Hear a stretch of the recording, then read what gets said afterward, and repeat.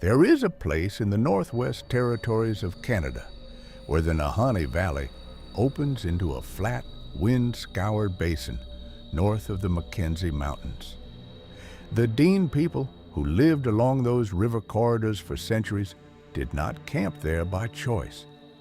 They called the area dead ground, not haunted, dead.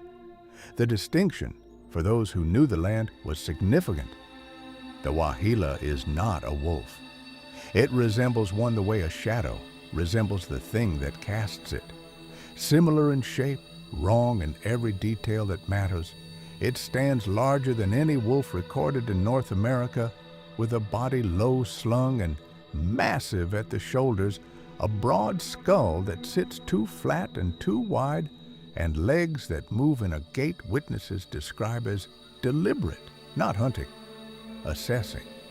Its coat, where accounts agree, is white, not the winter-adapted white of the Arctic wolf, but a dull, heavy white, the color of old bone. It is said to travel alone. No tracks beside its own have ever been found. In the summer of 1946, a prospector named Gerald Ostergaard was mapping a tributary creek approximately 40 kilometers northeast of Nahanni Butte.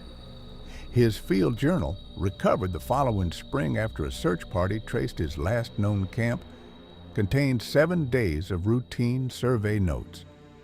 The 8th entry was 3 words. Something crossed here. The journal ended there. Ostergaard was never found. The search team noted that the ground around his camp showed no disturbance, no struggle. His equipment was in place. His food stores were untouched. Only his bedroll was missing, and approximately 11 meters from the tent, a single depression in the mud, long, wide, 4-toed, pressed deep enough that the searchers measured it twice before writing it down. The RCMP filed a case as misadventure. The lead officer's supplementary notes, obtained decades later through an access request, included one sentence not present in the formal report. Local guides refused to continue past the Second Creek crossing and would not explain why.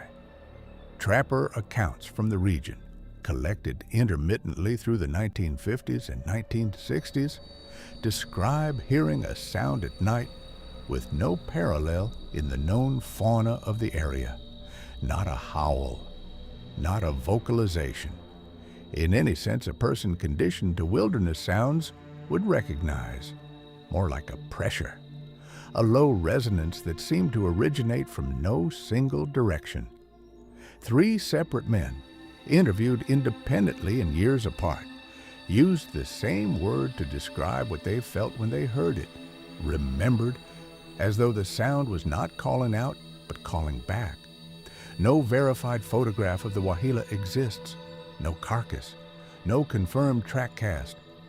What exists are the accounts, sparse, consistent, separated by years and distance, and the persistent, unverifiable fact that certain stretches of the Nahanni corridor remain to this day places where experienced guides do not go after dark. They offer no explanation. They do not appear to need one.